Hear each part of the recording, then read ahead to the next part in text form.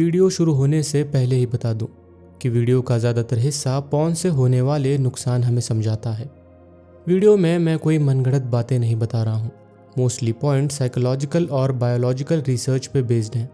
तो शायद इस वीडियो के बाद आप पॉर्न को कभी उस नज़रिए से ना देखें जिस नज़रिए से आप उसे आज तक देखते आए हैं। अंततः आपकी इच्छा।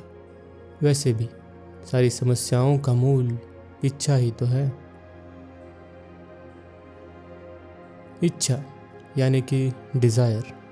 इसको और अच्छे शब्द में समझाना हो तो भूख। और भूख कई किस्म की होती है। खाने की भूख, पैसों की भूख, सम्मान की भूख, सुकून की भूख या फिर जिस्म की भूख। इसी जिस्मानी भूख के बारे में आज हम जानेंगे। क्यों लस्ट यानी कि काम वासना हमारी सबसे ताकतवर भावनाओं में से एक है। नैसर्गिक तौर पर मिली ये हवस क्यों हमारे लिए उतनी ही बुरी है जितनी अच्छी। आखिर क्यों हम इस काम वासना के आसानी से गुलाम बन सकते हैं। और अगर इसी नैसर्गिक भावना का आपा खोया तो क्यों हम खुद ही अपनी बर्बादी की वजह बन जाएंगे। काम वासना से तैयार होने वाले इसी असंतुलन, आकर्षण और अराजकता के बारे में आज हम जानेंगे। आपका स्वागत है इस नई सीरीज के सबसे पहले एपिसोड में। 7 डेडली सिंस। सिन, लस्ट।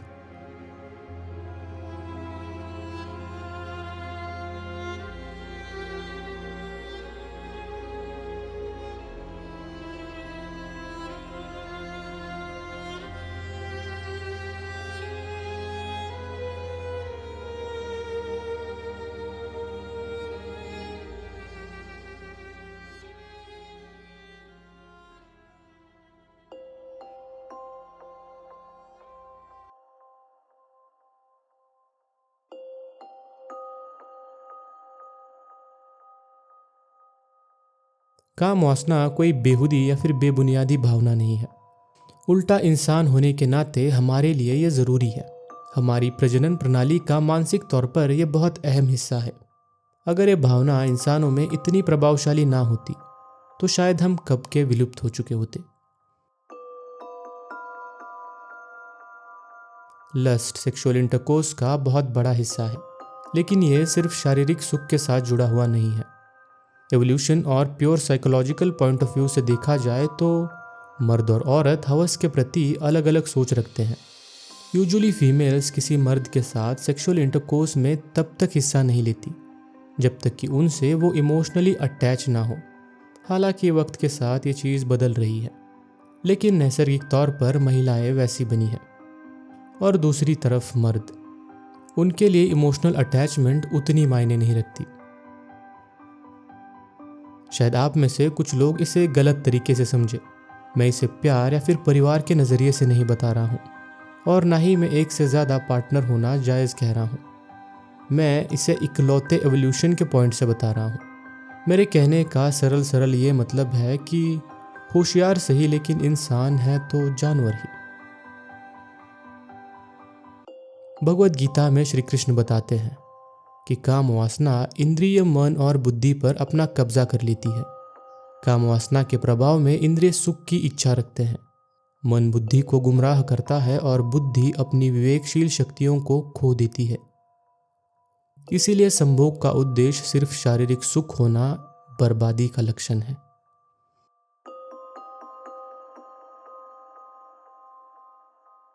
सेक्सुअल इंटरकोर्स में आपका शारीरिक के साथ साथ मानसिक तौर पर शामिल होना ज़रूरी है। इससे आपको आपके पार्टनर के प्रति लगाव और प्यार महसूस होता है। सेक्स सिर्फ एक प्लेजर से भरी एक्टिविटी नहीं है। इसके ज़रिए आप अपने पार्टनर को ये जताते हो कि आपको उनकी तरफ एक लगाव है, आप उन्हें चाहते हो, आप उनसे प्यार करते हो। एक अफेक्शन, एक पोजेशन कि हाँ, मैं तुम्हारा ही हूँ और तुम्हारा ही रहूँगा।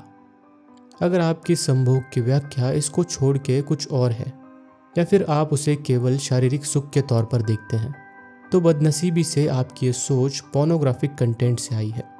ये सोच आपके दिमाग में एक गंदगी की तरह है जो आपके शरीर और दिमाग को सड़ा रही है। और यकीन मानिए कि इस गंदगी के परिणाम उतने भयानक हैं जितने आपने कभी सोचे भी नहीं होंगे। क्यों ना इसी पे बात की जाए, मॉडर्न वर्ल्ड का लस्ट का सबसे कॉमन फॉर्म, पॉर्न।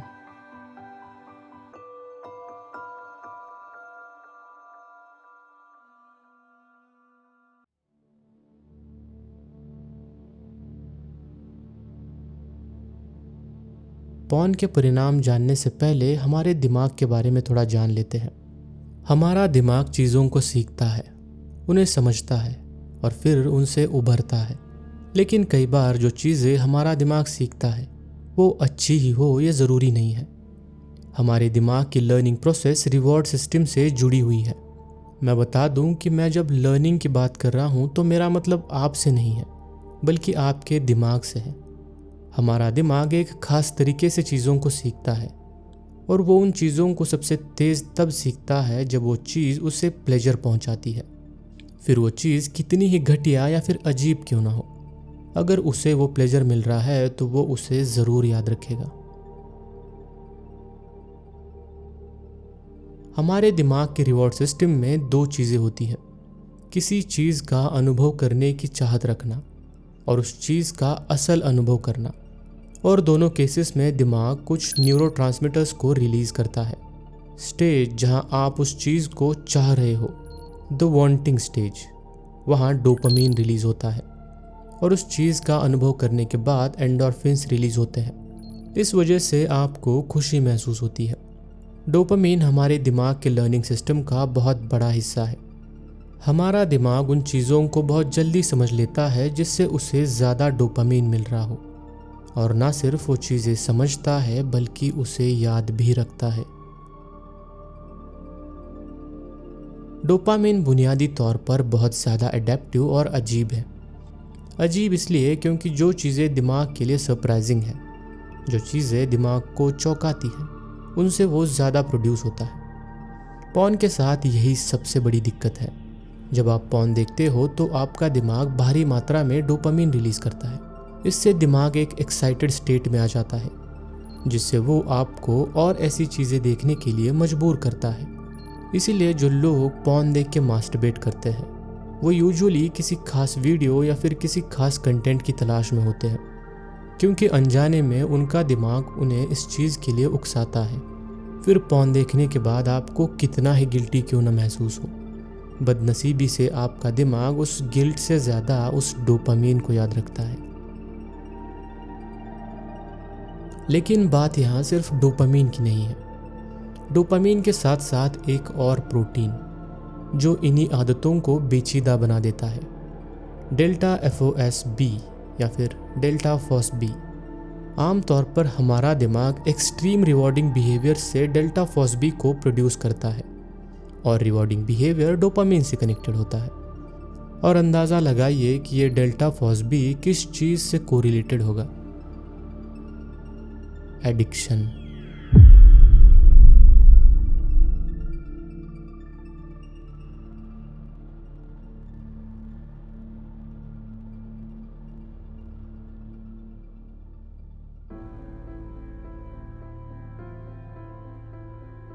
इसीलिए जब किसी चीज़ की वजह से आपके दिमाग में भारी मात्रा में डोपामीन रिलीज होता है तो आपका दिमाग उस चीज़ को याद रखने के लिए डेल्टा FOSB प्रोड्यूस करता है। ये डेल्टा FOSB आपके दिमाग में न्यूरल पाथवेज क्रिएट करता है, यानी कि दिमागी रास्ते, जिससे कि आपके दिमाग को ये याद रहे कि मुझे इस चीज़ से खुशी मिलती है। और अगली बार आप आपके दिमाग को नहीं बल्कि आपका दिमाग आपको बताएगा कि देखो इस चीज़ से हमें खुशी मिलती है, तो इसे दोहराओ।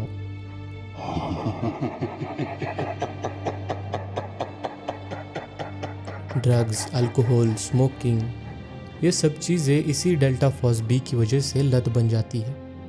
डेल्टा FOSB ना सिर्फ आपके दिमाग में रास्ते बनाता है, बल्कि वो प्रोटीन आपके दिमाग को ये याद दिलाता रहता है कि ये चीज़ तुम्हारे लिए ज़रूरी है। इसी वजह से उसी चीज़ को बार बार करने की इच्छा महसूस होती है, और आप जितनी बार उस चीज़ को दोहराएंगे उतने ही आपके दिमागी रास्ते मजबूत और ठोस बनते जाएंगे।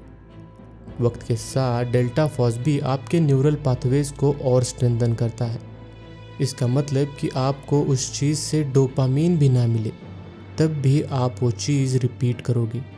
इसी वजह से ड्रग्स, स्मोकिंग और अल्कोहल जैसे एडिक्शंस को लोग एक वक्त के बाद कोई खास सेंसेशन ना मिलने के बावजूद भी रिपीट करते हैं।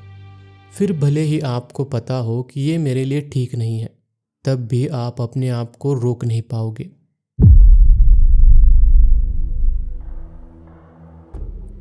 डोपामीन भले ही एक हैप्पी हार्मोन हो, लेकिन बुनियादी तौर पर वो बहुत ज़्यादा अडेप्टिव है। इसका मतलब कि शुरुआत में जिस चीज़ से आपको डोपामीन की अच्छी खासी मात्रा मिलती है, वक्त के साथ वही मात्रा आपको आम लगने लगेगी। और डोपामीन की वही मात्रा का अनुभव करने के लिए आपको उस चीज़ की सीमाओं को लांघना होगा। और अगर आप उन सीमाओं को नहीं लांघ पाए तो लत तो ज़रूर रहेगी, बस उसकी खुशी चली जाएगी। एक बददिमाग जानवर जो बस अपने बेहुदा दिमागी रास्तों का गुलाम हो चुका है। अब इस पूरी चीज़ को पॉर्न के पर्सपेक्टिव से समझते हैं। मान लीजिए कि आप एक पॉर्न वीडियो देखते हैं। पहली बार आपके दिमाग के लिए ये एक अनएक्सपेक्टेड चीज़ होगी, इसीलिए भारी मात्रा में डोपामीन रिलीज होगा। आपको अब पॉर्न देखने से स्ट्रेस रिलीफ हो रहा है, एक किस्म की खुशी महसूस हो रही है, और इससे आपका दिमाग समझ रहा है। वो अब सीख चुका है कि आपको पॉर्न देखने से खुशी मिलती है, तो वो इसी बिहेवियर को रिपीट करना चाहेगा। फिर आप हर रोज़ पॉर्न देखने लगोगे। वक्त के साथ ये पॉर्न देखना आपकी आदत बन जाएगा। फिर दिमाग में डेल्टा फॉस भी प्रोड्यूस होने लगेगा। आपका दिमाग आपके लिए न्यूरल पाथवेज क्रिएट करने लगेगा, और दिमाग में इसी आदत के लिए एक रास्ता छप जाएगा। वक्त के साथ साथ आपकी ये आदत ज़रूरत बन जाएगी, और रोका ना जाए तो फिर वही ज़रूरत लत में तब्दील हो जाएगी। कुछ वक्त में आपको इस आदत के प्रति दिमाग में बदलाव महसूस होगा। आपको पता लगेगा कि आपको उसी नॉर्मल पॉर्न वीडियो से उतनी खुशी नहीं मिल रही है, क्योंकि तब तक आपका दिमाग उस डोपामीन लेवल को अडेप्ट कर चुका होगा। और फिर आप कुछ एक्सट्रीम एक्सप्लिसिट देखना चाहेंगे। मान लीजिए कि आपने कुछ अलग वॉयलेंट किस्म की पोर्नोग्राफी देखी। वो आपके दिमाग के लिए अनएक्सपेक्टेड होगी, और ये अनएक्सपेक्टेड चीज़ फिर से एक डोपामीन बूस्ट देगी, जो कि पहले से ज़बरदस्त होगा। आपका दिमाग ये चीज़ समझ जाएगा और फिर उसी चीज़ को दोहराना चाहेगा। और अगर आपने इस बिहेवियर को रिपीट किया तो वही एक्सप्लिसिट वॉयलेंट पॉर्न आपके लिए नॉर्मल हो जाएगा, और आपका दिमाग इसी नई आदत के लिए अब नए पाथवेज क्रिएट करेगा। फिर नई साइकिल तैयार होगी। उसी डोपामीन लेवल के लिए आप और अग्रेसिव चीज़ें देखोगे। फिर नया डोपामीन, फिर नए न्यूरल पाथवेज, और फिर उसी डोपामीन का अडेप्टेशन। बीतते वक्त के साथ आपके दिमाग में डोपामीन के लिए बहुत सारे नए पाथवेज तैयार हो जाएंगे, और ये नए पाथवेज आपके पुराने नेचुरल पाथवेज को ब्लॉक करेंगे। फिर जो चीज़ें आमतौर पर खुशी देती थी, जैसे कि पढ़ना, गाने सुनना, एक्सरसाइज करना, ये सब अब बोरिंग लगने लगेगा। आपका दिमाग बस उसी डोपामीन बूस्ट की उम्मीद रखेगा जो उसने महसूस किया था, और अगर आप उसे वो डोपामीन नहीं भी दे पाए तब भी आप उस लत को आसानी से नहीं छोड़ पाएंगे, क्योंकि तब तक आपके न्यूरल पाथवेज बहुत स्ट्रांग हो चुके होंगे।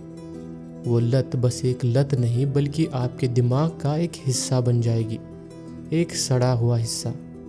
और ये सड़ा हुआ हिस्सा आपके बाकी के दिमाग पे भी प्रभाव डालेगा।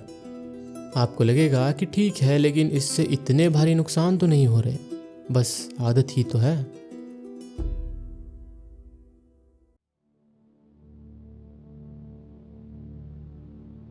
यकीन मानिए, कई बार बर्बादी तब तक दिखाई नहीं देती जब तक बहुत देर ना हो जाए।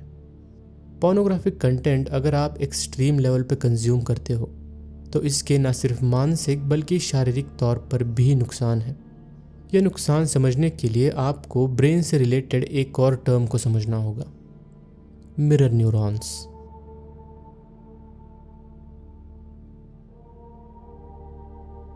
मिरर न्यूरॉन्स वो न्यूरॉन्स होते हैं जो विजुअल जानकारी को समझते हैं और उसे दोहराने की कोशिश करते हैं। किसी भी इंसान की अच्छी बढ़त के लिए ये न्यूरॉन्स ज़रूरी है।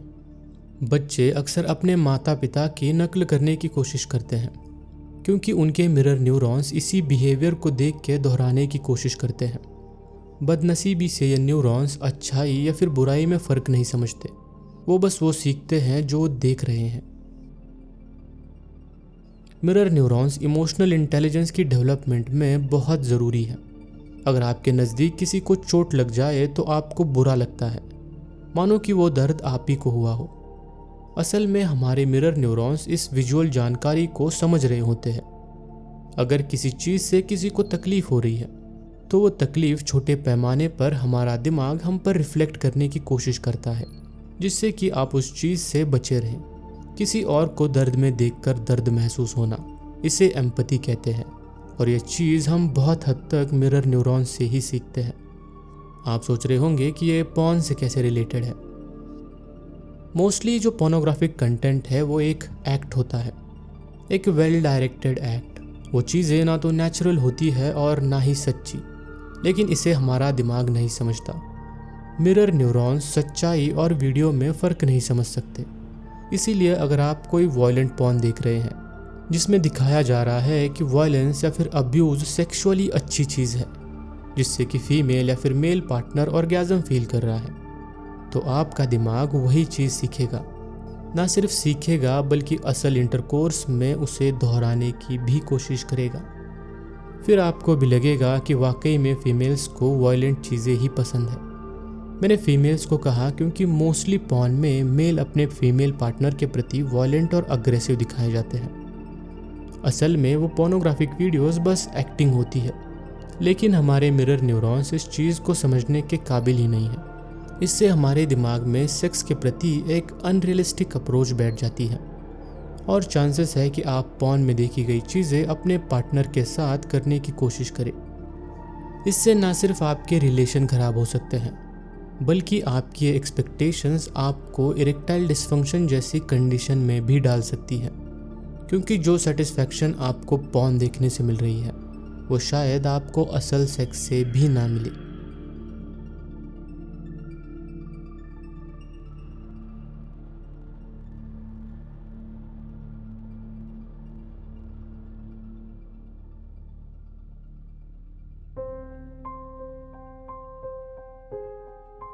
सिर्फ यही नहीं, अगर आपको एक्सप्लिसिट पॉर्न कंज्यूम करने की लत लग गई जिसमें कि फोर्सफुल सेक्स एरोटिक और सेक्सी दिखाया जाता है, तो आप वही चीज़ सीखेंगे। इसका मतलब कि अगर आप किसी के साथ सेक्सुअल इंटरकोर्स में फोर्सफुल हो रहे हो और सामने वाला पार्टनर रेजिस्ट कर रहा है, तो आपको ये चीज़ घिनौनी नहीं बल्कि एरोटिक और सेक्सी लग सकती है, क्योंकि आपके दिमाग ने यही सीखा है।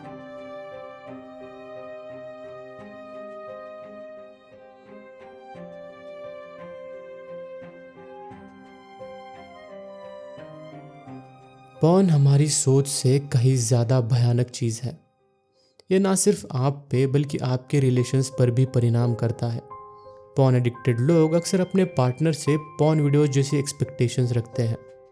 कई बार फीमेल्स को पॉर्न देखकर अपने शरीर के प्रति शर्म महसूस हुई है, क्योंकि वो अपनी तुलना उस पॉर्न क्रिएटर से करती है।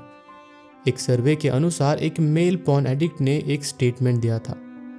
वो अपने पार्टनर के साथ सेक्स करते वक्त उसकी मौजूदगी को महसूस नहीं कर पा रहा था। उसे अपनी पार्टनर में भी वही मॉडल दिख रही थी जिसे वो वीडियो में देखा करता था। आपको लग रहा होगा कि शायद मैं चीज़ों को एग्जैजरेट करके बता रहा हूँ, लेकिन बिल्कुल नहीं। उल्टा मैं बहुत सारी चीज़ों को बताना अवॉइड कर रहा हूँ। जिन लोगों को इस टॉपिक के बारे में डिटेल्ड जानकारी चाहिए, उनके लिए डिस्क्रिप्शन में एक रिसर्च पेपर है। उसमें पॉर्न से रिलेटेड स्टडीज़ के रेफरेंस के साथ कंक्लूजन है। पॉर्न के स्टडीज़ के ऊपर एक और बात मैं आपको बताना चाहूँगा। जब हम यूजुअली पॉर्न देखते हैं तो वो मोस्टली हमारे मास्टरबेशन से एसोसिएटेड होता है, लेकिन जितने भी पॉर्न से रिलेटेड स्टडीज़ या फिर रिसर्च हुई है उसमें ज़्यादातर बार मास्टरबेशन को इंक्लूड भी नहीं किया गया है। इसका मतलब कि ये सारे रिसर्च जो पॉर्न के कॉन्सिक्वेंसेस को दिखाते हैं वो असल में बहुत कम आंके हुए हैं।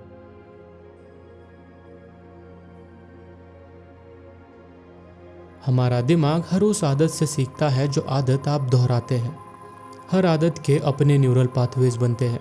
तो जो लोग हुकअप्स, वन नाइट स्टैंड या फिर ज़्यादा बॉडी काउंट को प्रॉब्लम नहीं समझते, ये समझ लीजिए कि वो लोग काम वासना के गुलाम हो चुके हैं। और एक स्टेबल रिलेशन मिल जाने के बाद भी चांसेस है कि वो अपने पार्टनर पे चीट करे। आप किसी के साथ अगर सिर्फ शारीरिक सुख के उद्देश्य से सो रहे हो तो आपको कभी इमोशनल अटैचमेंट महसूस ही नहीं होगी, और वक्त के साथ हो सकता है कि आप उसे महसूस ही ना करना चाहो। और अगर आपने वो अटैचमेंट पा भी ली तब भी चांसेस है कि वो अटैचमेंट आपको बोरिंग या फिर उबाऊ लगे, क्योंकि आपने अपने दिमाग को सेंसेशन के पीछे भागने की आदत लगा दी है। अगर मुझे अपने नज़रिए से बताना हो तो मैं कहूँगा कि क्या आप अपने आप की कीमत नहीं कर सकते? क्या आप इतने आम हैं कि कोई भी आपके जिस्म का फ़ायदा उठा सकता है? अपनी कीमत करना सीखिए, वरना फिर लोग आपकी कीमत अपने हिसाब से लगाएंगे। अंततः मैं होता कौन हूँ आपको ये बताने वाला कि आपको क्या चुनना चाहिए। ये तो आप ही का चुनाव और आप ही की इच्छा होगी। वैसे भी सारी समस्याओं का मूल इच्छा ही तो है।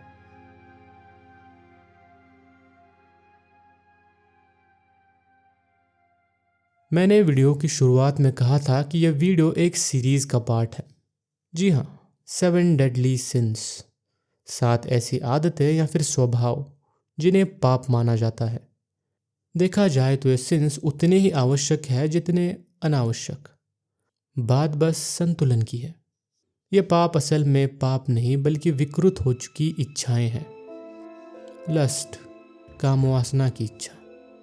ग्रीड, पैसों की इच्छा। ग्लूटनी, खाने की इच्छा। स्लॉथ, आराम की इच्छा। एनवी, ईर्ष्या की इच्छा। रैथ, न्याय की इच्छा। और प्राइड, सम्मान की इच्छा। ये सारे सिंस इच्छाएं हैं जो अगर अपना संतुलन खो दे तो आप पे हावी होने की क्षमता रखते हैं। और अगर ये हावी हो गए तो ना सिर्फ आपकी इच्छा बल्कि आप भी विकृत हो जाओगे। फिर भविष्य में कोई चीज़ अगर आपका इंतज़ार करेगी तो वो बस बर्बादी होगी। जैसा कि वीडियो की शुरुआत में कहा था, सारी समस्याओं का मूल इच्छा ही तो है।